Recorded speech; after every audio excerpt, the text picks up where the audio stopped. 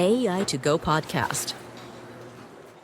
There is a real opportunity here to using these large language models because they've been trained on all of our digital footprint to surface behavior that you wouldn't necessarily see with traditional research. And in that sense, we are an extra tool. We're not here to replace researchers, organic users, anyone. We decrease time to first insight, that time that you need to get a few insights to start making some decisions. We decrease that radically from weeks to minutes.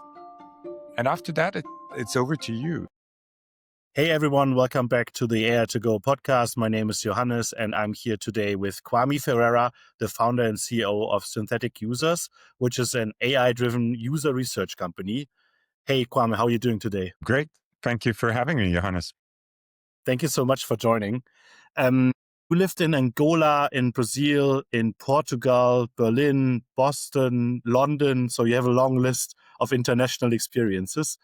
I'm curious, which place shaped you the most and what is special about that place? Is it the people, the energy, the architecture, the nature? All of those wonderful pit stops in my journey have contributed somewhat to who I am.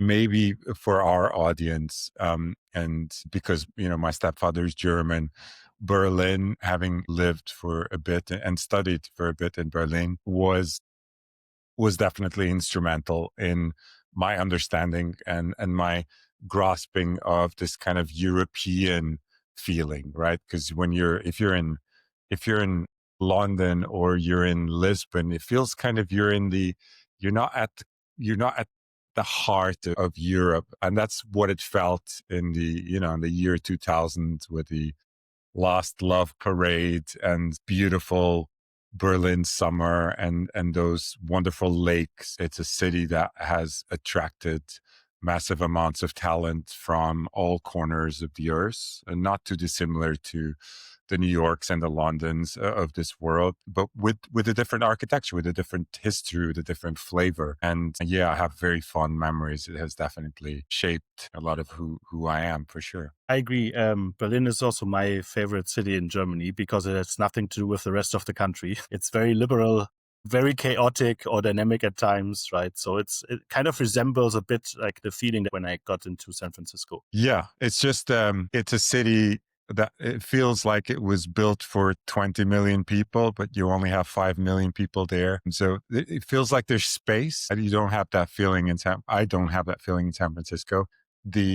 Or in many other cities. It's a city where you feel space, and it's not just physical, it's also psychological. Like you have space for your ideas, space and time. I was just watching a podcast where they were talking about where AI is right now. And, we had like the scaling years, and now we go back to research, and then there's scaling, and it's like this alternating the ebb and flow of the tides. And Berlin always felt to me like a place that gave you more space for research, to go deeper into all sorts of subjects, as opposed to let's scale, that's the feeling I've always gotten. So it's a combination of liberty, curiosity, and I think also, especially in the beginning of the 2000s, was very different to what Berlin is today, right? Yeah, no, for sure. I think the whole world was very different, right? If you can remember fondly the year 2000, having almost no hair, and it was dyed blonde, and being on the front of a Love Parade bus. Yeah, it's different times now, I guess. I would love to see that picture. You and a lot of people. So I have to guard that one carefully. But Excellent. now I'm pretty sure you can take these words, and I'm sure like Nano Banana can generate that image. That's a good idea, yeah. So you studied fine arts in Lisbon, media arts in Berlin, and sociable media in Boston. That's a quite deliberate path from art to media to technology. Can you walk us through that journey? Was it a conscious quest, or were you just following your curiosity? I don't think it was very conscious. No, looking back, I think I was lucky enough to be able to follow my curiosity. I started in a very classical fine arts environment where it's all about putting the mirror in front of you and telling you how special and unique you are, and that you have to find your voice and your point of view. And that's wonderful, right? That's what artists are made of, and how they enrich all of us. But it happened at a time when, the internet was around and was just starting to begin. You had more computers, you had more the early Photoshops, you had Flash, an early kind of action script language that you could play with and create with. And so you had all these new tools, and the mirror wasn't enough. But suddenly, there was somebody else clicking on your creation in another country, right? In another culture. It's like, so we're creating these artifacts that are not just about the artist, they're about a wider audience. And so I guess my curiosity pointed in that I just followed the river like one does, right? Bigger and bigger audiences. I think in the end, I would have become some sort of political science professor had I not stumbled upon a few guys who had just started a company in London. And why political science is because you're talking about the biggest or the largest groups of people, right? That you're able to manage and to direct to an extent. So you start with one, I guess I started with myself, and the larger the group of people, the piece or the artifact or the product we created, the more complex it became, the more interesting it became. And so I just followed that path, right? Suddenly you're creating like a website. And in the early days, you had like more web art. You had a whole bunch of interesting artists who were creating pieces that were relying on an interactive audience. Yeah, you had Manora Auerbach doing all these amazing paintings that you walked into a room, and the way you walked in decided how the painting was actually going to be painted, because you became a brush and the audience became a brush. I always found that very fascinating. So yeah, that's inception. That's the genesis, the beginning. Do you consider yourself an entrepreneur and artist? I think it's hard for me to say. I think entrepreneurship comes with a level of consciousness that artists do not require. I find it almost counter to being an artist. I think being an artist, you drink a lot from naivete. There's this force that you have that it doesn't really matter what others are saying, right? It's what you have to say. And that force is so much bigger than everything else. As an entrepreneur, it totally matters what others are saying. It totally matters what others are willing to pay for what you're doing. The system, it's just a different way of looking at potentially the same system, but it's definitely a different way. And so yeah, I think as we grow, I think most artists I know, as they've grown, they've become entrepreneurial in many ways. Of course, they're just more conscious of like how the world works with regard to finance and economy and other adjacent systems. So yeah, I don't know what the percentage is. I think if you talk to my mother, I think if you talk to my partner right now, he'd probably say I'm 90% artist, and 10% entrepreneur. If you talk to my daughter, she'd probably say that I am 90% entrepreneur, 10% artist. So I think it does depend. Maybe it's 50-50. Don't know. Maybe it's a day-to-day thing as well, right?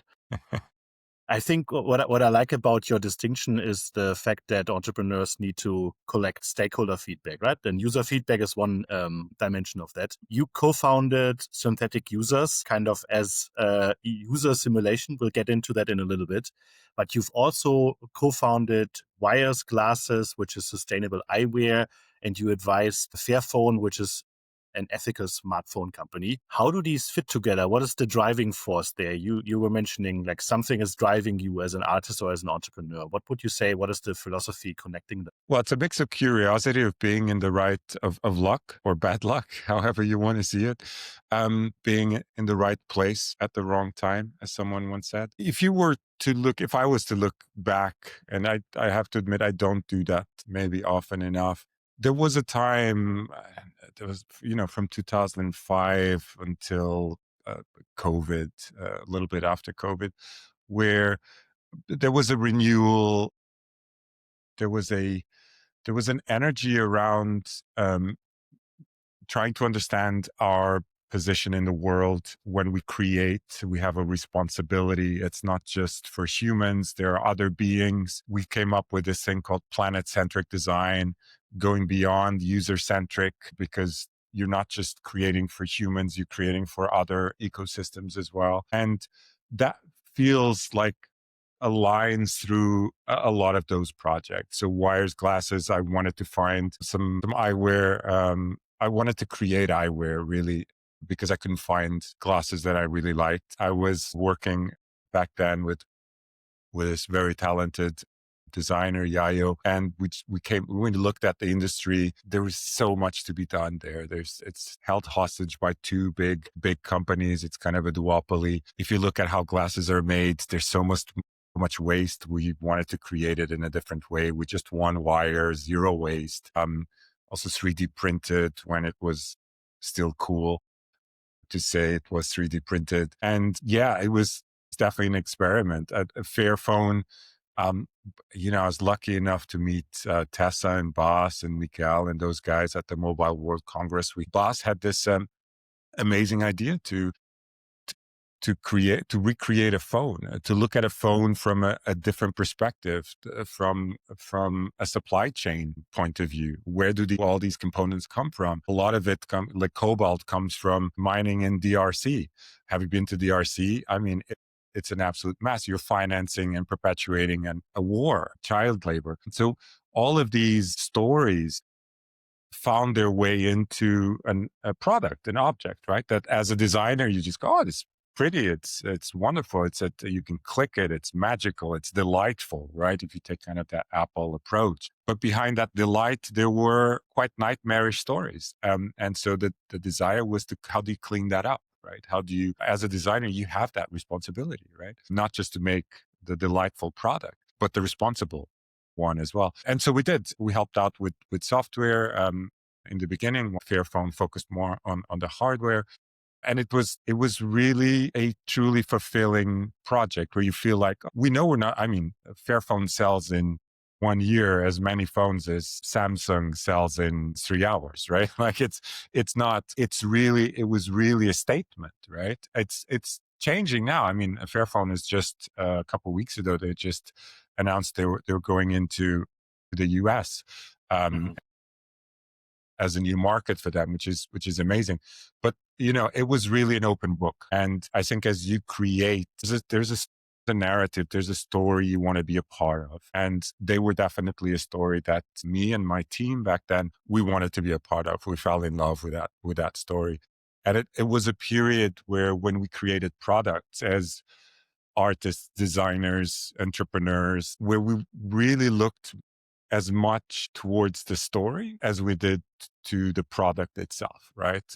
Whether it's functioning, whether it's delightful. And so, yeah, it was an amazing period in my life, and I'm sure the lives of my teammates. Yeah, that was Fairphone. I've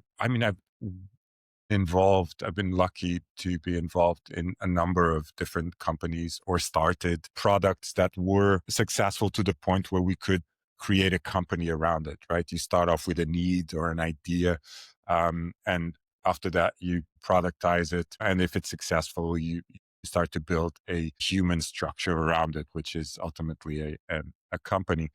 So yeah, I've been fortunate enough to do so before. Synthetic Users, one of them, I guess my most endearing companies is called Bond Touch. And within Bond Touch, the created this heart that it's a little pendant. It's just a little heart-shaped pendant that allows you to store heartbeats from people that you love. because those people are not going to be with you forever. And just by touching and grabbing that pendant, that it's called bond heart, you're able to feel their heartbeat. It doesn't. That's A beautiful. lot of the times, it doesn't. Thank you. A lot of the times, it doesn't have to be any more complex than that, right? Ideas, when they are that pure, they tend to work. But then there's a huge gap between having this idea or need in my time. And in my case, I literally wanted to capture my mother's and my grandmother's heartbeats. So for sure, there's that need, but then between that and actually creating something, there's a gap, right? And that's where maybe the entrepreneur in you has a bit of an advantage, meaning the social animal, the person that is able to understand the legal and the human frameworks, right? How do you bring in teams? How do you maximize their potential? How do you point towards a direction? That's the that's one of the products, companies I'm extremely proud of. That's still going. And yeah, the last incarnation is definitely synthetic users. And that's why I'm here talking to you guys. Take us back to the early 20s when you started experimenting with LLMs. What was it like back then? And what was the moment or the insight where you realized, oh, we could actually use that to simulate user behavior or user insights? Yeah, my memory is so selective. My Hugo would be so much better at this, but let's see if I can do this justice. I've been fortunate enough to team up with Hugo, my co-founder within Synthetic Users, and we've worked together in a number of different companies throughout the years, different products. We've been friends for a long time, and the challenge really came from him. We started. This was a little bit after crypto. Everybody was a bit like, crypto is, yeah, it can change the world. There's potential there, but there's something in these large language models um, that is so fundamentally different, because it speaks to, in part, what it means to be human, which is a level of intelligence, a level of coherence, of storytelling, of understanding that is just surprising to anyone that starts playing with it, with these machines, with these algorithmic black boxes, however you want to call them, large language models. And so when we started, we were very much like everyone else who's a very early adopter. We were really early adopters, which is, here's the solution, looking for problems. Okay, how are we going to use this, right? And the problem that we found after doing a whole bunch of experiments and failing and not really going anywhere, Miro boards and mind maps, just coming to mind. What we were doing was going to have a mind map company that would change the world. That didn't happen. I think we sat down, and none of these things are very well thought through. We always think that, most entrepreneurs, it's like you have a plan, and there's no plan, right? We bump into things. We try to make sense of them. And because we've bumped into so many things and we made so many mistakes, we hope to make one mistake less, right? For us, it was really sitting down. Hugo has a clinical psychology background. He ran a research lab for his university. I believe he ran it for a number of years. And so research is in his blood, right? And for me, coming more from kind of a creative perspective of having to sit down with users for a number of years, whatever new product we create, we need to talk to users. We need to understand how they feel about it. So running more qualitative research, user experience research, that was always so painful. And we just saw, if we could simulate these interviews with these large language models, maybe we can get somewhere. And the realities was they were amazing to begin with. And we just thought, okay, if this is the worst it will ever be, amazing, right? Like this is only going to get better. That was really the start. It came from this need that we've felt and this pain that we've felt over a number of years. Large language models were there. We knew we could add value. It was because otherwise just use GPT or Claude or Hermes or any of these, right? And so we had to also put ourselves in a position where we could add value beyond just simply prompting the large language model. And there is, we looked at this as a challenge because we know that, and we knew from just listening to visionaries in this space, that they were going towards super intelligence. And we knew that users, including ourselves, we're not super AI intelligent, right? There is something fundamentally different about us, about how we make decisions that is a lot of the times very irrational, very emotional. And so we had to balance that out. Yeah, we're fortunate enough to have somebody like you in the team that was able to craft that. But that's it. That's where we realized, okay, there's definitely a need here. When we ran parity studies, when we compared synthetic users to organic users, we don't call them real users because that would mean our users would have to be imaginary, and they're very much real. So when we compare synthetic users to organic users, was it was surprisingly good, right? And with the architecture that we put in place, it just became better and better. And the more we measured, the better it became. And it's in that that we created synthetic users, right? Very clear need and understanding of the limitations, but also the future looking potential of these machines, these large language models, the ability to shuffle between them, to leverage what's best in all of them, because they're all slightly different. And then bringing our expertise of running so many interviews and doing so much research, voluntary or otherwise, over a number of years, which you do if you are, passionate about product, inevitably. And so yeah, that's the genesis story for synthetic users. So interesting. Let's take a step back for a minute. For people unfamiliar with the concept of synthetic users, how would you describe what a synthetic user is and what it can be used to in a business context? If you say, talk to your daughter about it. Yeah. My daughter's name's Wild. Wild listens to me doing all these sales calls deep into the night. And I think I'm pretty sure she has a very, very interesting take. Synthetic users, think of synthetic users like you would a recruitment agency. You want to talk to your users, but it's just hard to get to them. So what we do is we synthesize them. Okay. So you can have access to your users immediately. And maybe the word synthesize is getting too technical here, but we basically replicate your users on the fly, right? And we do so without requiring any personal identifiable information, without having to buy profiles of real users and then augment those or, do special things to those. No. We use our architecture, large language models, and a lot of ingenuity to replicate your users. So what in effect happens is, as a company, you suddenly have access to this perpetual layer of your users that you and your teammates and different departments in your company, if it's a large company, can have quick access to, in order to do what you would do with your organic users, should you have quick access to them. Unfortunately, you don't, right? And that's what we are bridging here.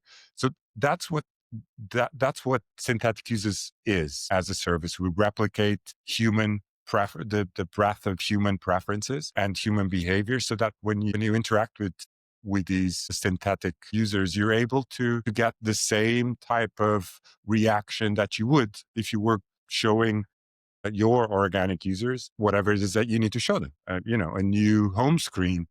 Talk to them about a new concept of a product that you want to run. Ask them if they feel like something is too pricey, right? Or do you feel like this is the right price? So whatever you would ask your organic users, you can ask our synthetic users.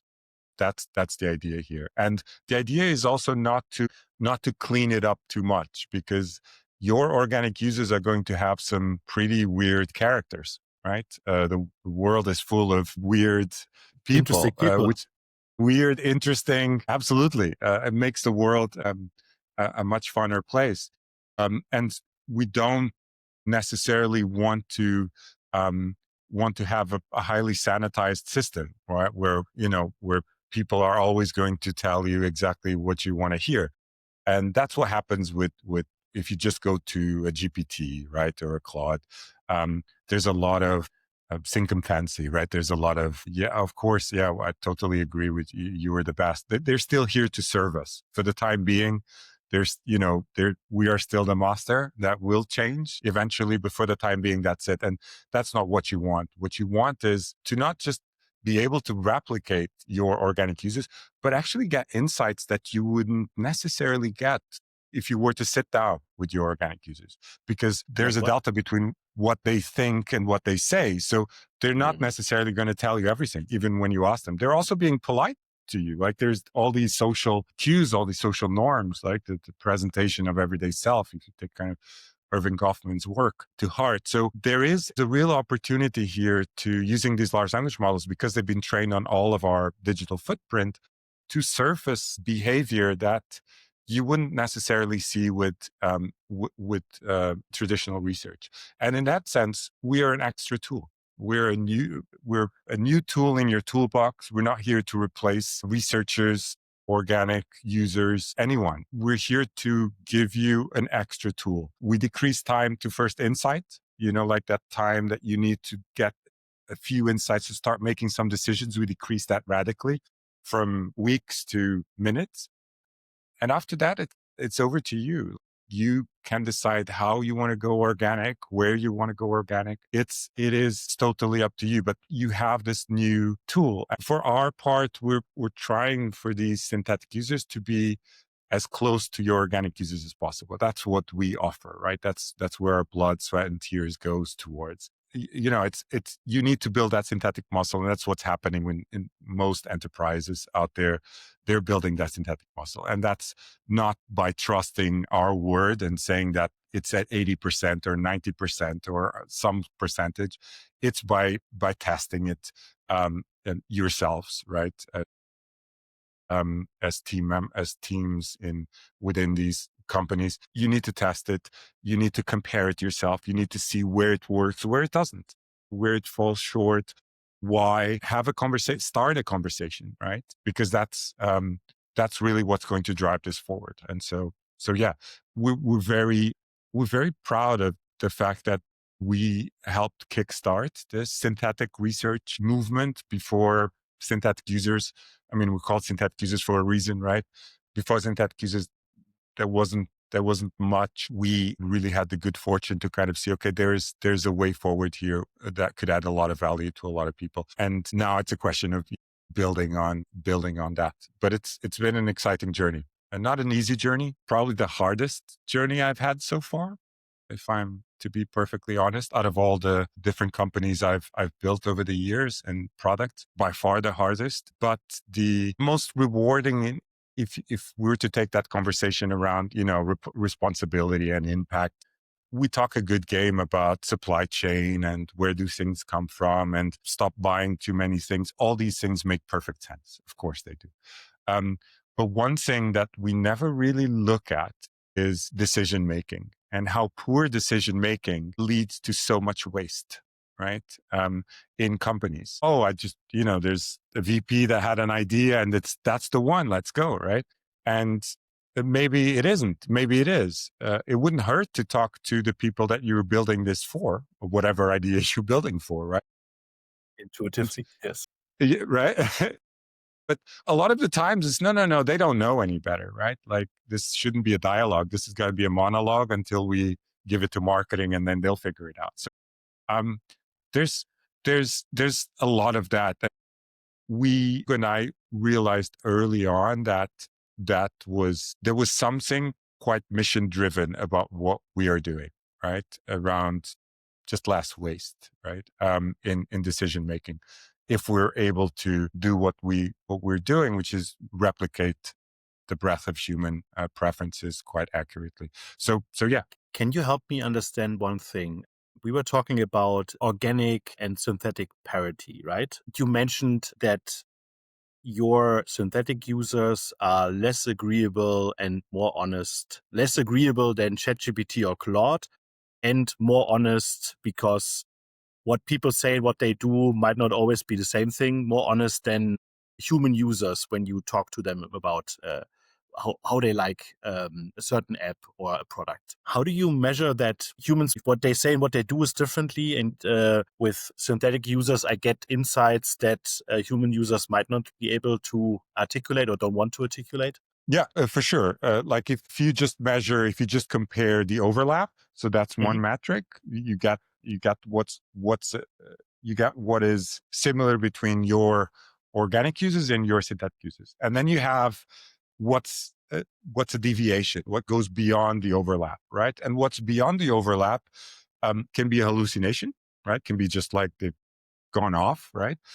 We got a lot less of those these days, and the trend is less and less because these systems, including ours, they're just getting better. But then there are topics behaviors that surface that aren't hallucinations, right? And we've been doing this for a number of years.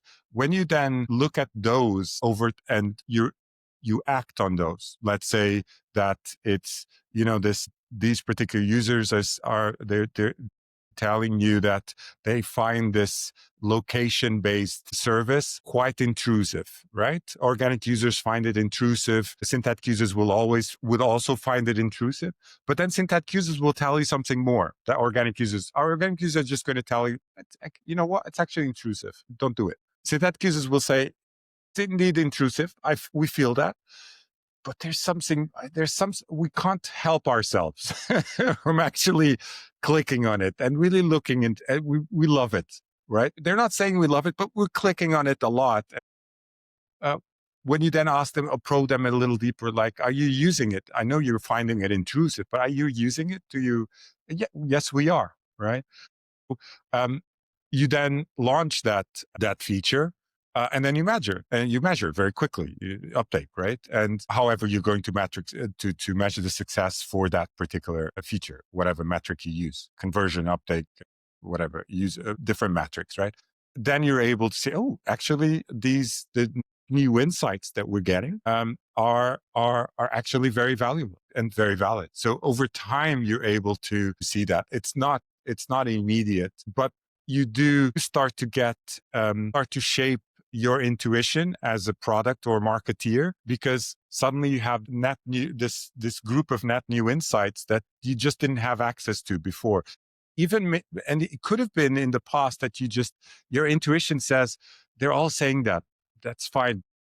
I know if I released it, I'm pretty sure they'll still buy it, right? Or they'll talk more about it. They're not telling it to me, but I'm pretty sure they're going to go into Reddit and kind of go, "Ooh, this is I've never said this to my friends, but this is actually amazing, guys." So there's a lot of behavior that's just unspoken for. Net new insights are what success looks like for synthetic users. It's not just the ability to recreate your users, but to get insights that you wouldn't otherwise be able to, no matter how long you sit down with the user for. And remember, most of the time with traditional research, you don't have that much time.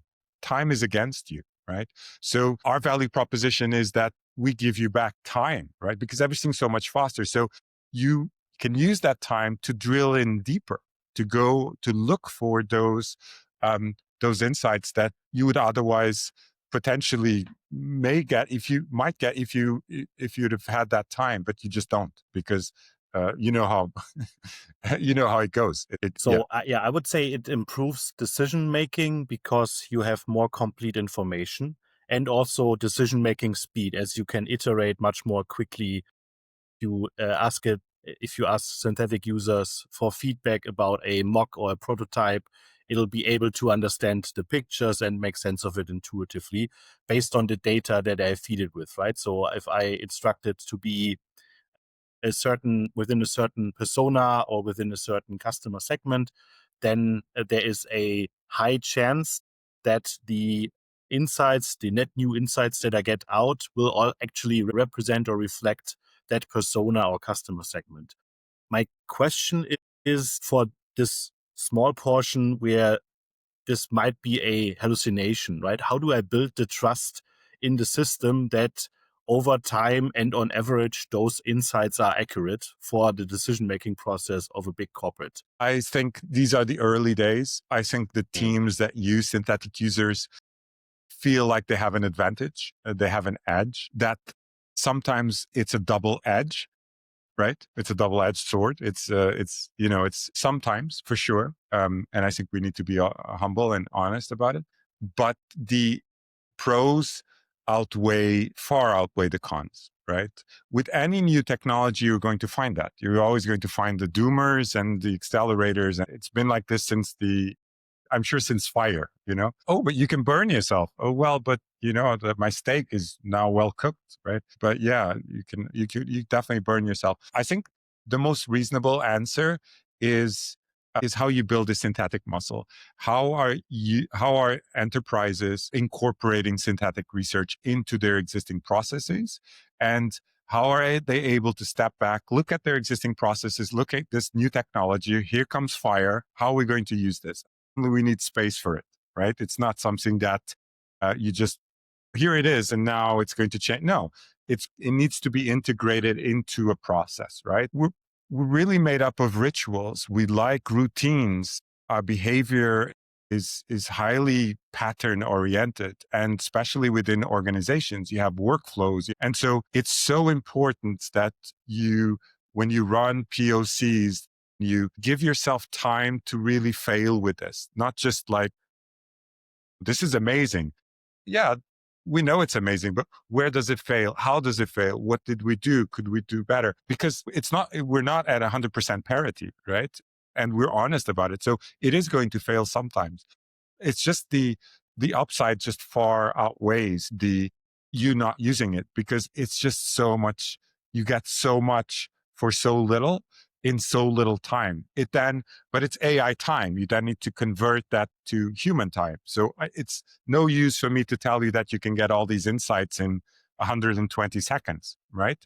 Which is roughly what it takes to run, 20 in-depth interviews with our system, because you will need at least 2-3 hours to go through all of that, right? So you need to convert AI time to enterprise time. And then within that, you need to really, as managers, and that's really their job, is how do they maximize the potential of all these individuals with this new framework now, with this new tool coming in? Nothing of this is trivial. And there's there are a lot of spaces where we don't yet have answers because it's really early days, but there's a lot where we can tell you, look, with this company, we learned this. And so if you guys start with synthetic users, and then you make time for a get together around that first moment of insight, and then you start to annotate, you start to look at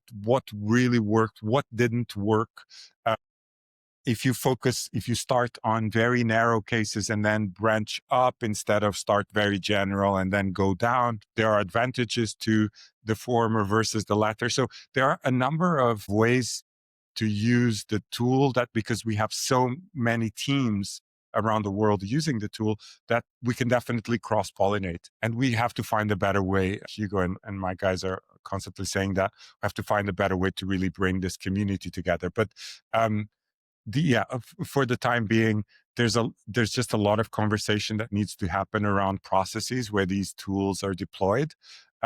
And synthetic users is no different. So just to wrap up this section a little bit, essentially with synthetic users, I can upload certain personas and customer segments, and then I can ask it direct questions. I can upload mockups or prototypes and then get a review based on the certain persona, right? And this is what I would envision. A lot of it is in the product development process, but it might also be other use case areas like HR. If you want to simulate how certain personas on the employee side would respond to a new HR policy, you might also be using synthetic users for, right? Is there any use case that surprised you? Is there anything that you think could be transformative, but nobody's doing it yet? There's plenty that has surprised us. Like company trying to figure out to predict jury outcomes. So jury behavior in the United States, the jury is composed of 12 people, right? And they deliberate, they go into a room and guilty, not guilty. If you're able to synthesize each individual jury member, in theory, you could give yourself a better chance at predicting the outcome, right? Not in my wildest dreams would I ever predict that would be a use case for synthetic users, right? So yeah, there have been plenty of surprises. Different teams around the world. Yeah, it continues to surprise us. We don't really think of, there's this term persona, right? And there's this meme going on, and has been going for a number of years online, where Prince Charles and another rock star that I think just passed away not too long ago. I think the guy from Black Sabbath, I forget his name. Had a reality TV show for a number of years. It would be the same persona because they're demographically the same. They studied in the same school. They speak the same language. They live in the same geography. So I think we need to be a little bit more careful with personas. We didn't name our company synthetic personas for a reason, because personas are abstractions. They're cohorts. It's really about users, and at a certain scale, qualitative, right? It's a smaller number of users. And then the moment we're able to synthesize thousands of individual users and maintain a statistical relevance across vast populations of synthetic entities, then it becomes more quant, right? So it is. I find it that it's always everything we do from a product perspective, and then how it gets used. There's usually a surprise element.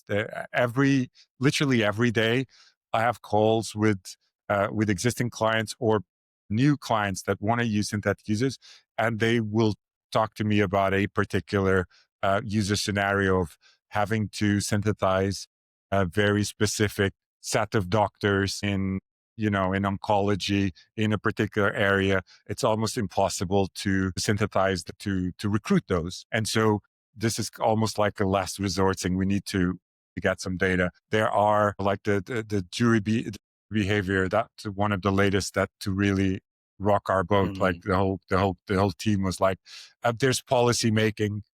Like how do you, if you can predict user behavior, you can pretty much see where this leads in terms of like the political sphere, right? Like if you are a CPG company and you want to understand how a particular group is going to vote in the European Council or in Congress, then you can synthesize those users, right? And start to predict their behavior. So it's not just whether an 18 to 24-year-old is more likely to buy these shoes versus those A shoes versus B shoes, or where a 75-year-old is going to click next in your home screen. It's about behavior, right? And behavior is about making choices. And so the moment you're able to start predicting is the moment where you are starting to empower individuals and companies and teams with something that is magical. It feels magical. It feels like, oh, that's quite incredible. And that's the journey.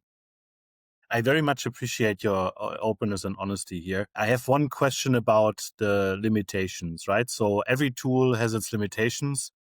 When do you tell a client, I would love to help you, but I think for this use case or for this situation, you actually need really humans? Is that still 80-20?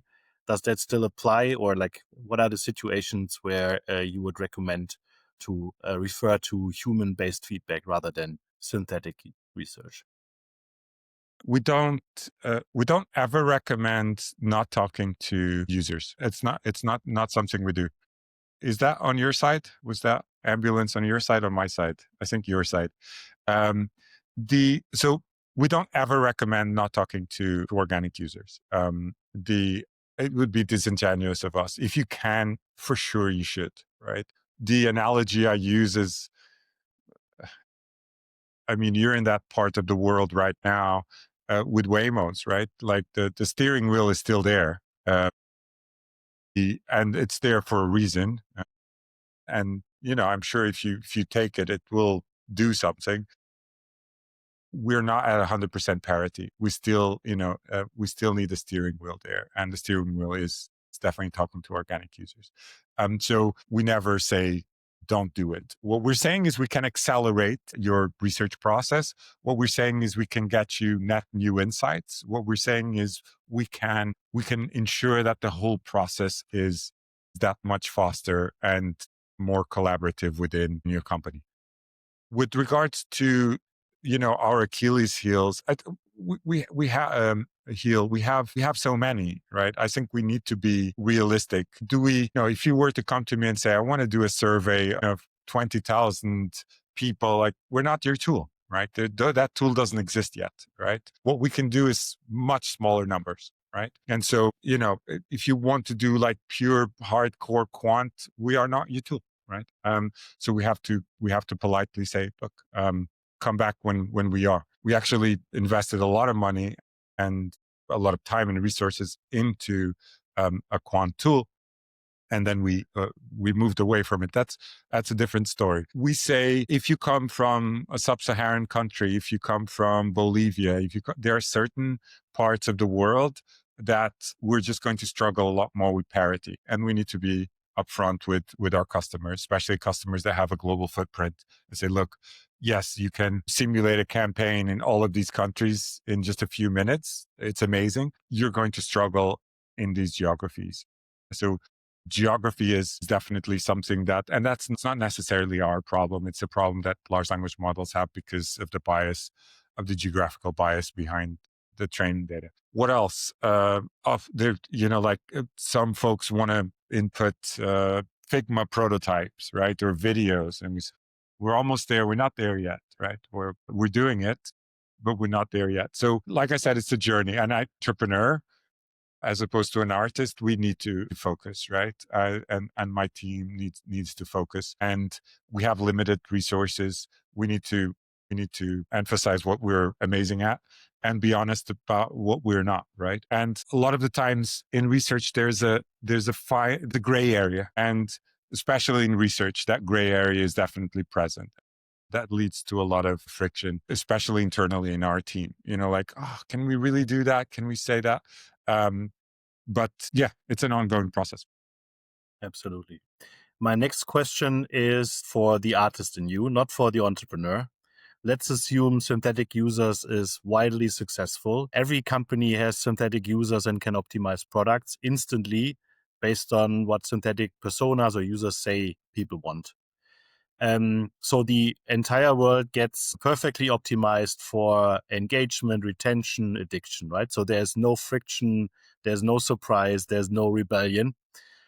Aren't we architecting a world that is optimal for business, but suboptimal for individual humans? I mean, it's a very loaded question in the sense that I go back to, social media. Was it a net positive as a whole? There's so many different ways to look at it. I'm sure there's a number of individuals that exist because of social media. Literally, like their parents met because of some sort of message on whatever, right? And they're here, right? And at the same time, there are many democracies that have been jeopardized because of social media. Like all of these technologies have their pros and cons depending which angle you're looking at it. It's just not possible. There's no free lunch here. I'm a profound believer in market dynamics, and there is most systems tend towards some sort of equilibrium. The moment you start to feel too much of everything is predictable, there's going to be some rebellion, and the rebellion is going to generate more of whatever metric it will be measured by, and it will be successful there, and then it will be copied. Like it's systems will always follow very basic laws of almost like the thermodynamics, right? They're not basic, the laws, but there's definitely an equilibrium logic to most systems.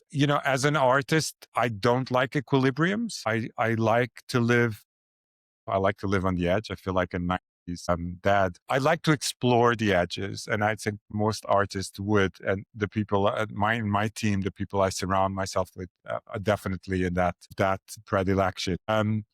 The That edge is sometimes tough, right? Because it can yield results that you are just like, like what if you use, within synthetic users, just like within organic users, you have misogynists and you have racists and you have like, what if you use this type of technology to predict the behavior of a certain group? What if you could do that with, 7-year-olds? Like, can you predict the behavior of 7-year-olds? Can you predict the behavior of groups that are much more fragile? And what if misogynists and racists actually take a hold of the tool itself and use it against those more fragile social groups? Like, it's such a complex system. Yes, the teenagers are suffering with phones. I'm not arguing against any of that. But I think if you look at it, step back and look at technology as a whole, I think it's been a net positive, and I think it will continue to be a net positive for our species. Fully, we had already a couple of meetings with folks that want to synthesize rivers um, and and how does the river feel about the product that you've just created, and what if they could have a voice? There are lots of ideas in that direction where it's not just about us, the human species, because, for a while we looked more at the planet-centric approach. And then, like with everything, we go, you got Obama, then you got Trump, and then you have, everything kind of ebbs and flows. The tide goes in, comes out. Now we're definitely much more human-centric. That's the zeitgeist right now, what we feel from most companies are thinking more about the bottom line and their shareholders. And then there will be a reaction to that. And suddenly we're talking about the welfare of meerkats in Eastern Africa again. And perhaps we should, My closing question for you. You've pioneered planet-centric design, the idea that businesses should start with planetary boundaries, not consumer desires. If a young founder came to you today and said, I want to build an AI company that is sustainable, what would you tell them? Like, what do you see as the real opportunity here? I think you need to break down what the young AI founder is telling you. I want to build an AI company that is sustainable, and just break that down, right? I want to build an AI company. Let's start with that first, right? Um, it's not that alone is hard. That alone is really hard. And then make it sustainable. It's even harder, right? Can you have an edge if you turn the sentence around, basically your level of priorities? Can you go, I want to build sustainably an AI company, right? And can you, through sustainable lenses, look at AI in a different manner? Maybe, and most likely, there's a way to look at that problem that would yield a different result just by flipping the prompt. No puns intended here. You can change the outcome. So absolutely. I think if you look at, I've already talked about the Anglo-centricity of large language models. The French are trying to, give a little bit of an extra push in Europe. And I'm sure there'll be a little bit more of a French tack on it, which is only welcome. The Chinese are, doing it. I mean, if you talk to the Silicon Valley luminaries, it's a struggle for who is going to teach your kids, right? And what values are those large language models going to be trained on? As a large language model that understands sustainability better than ever.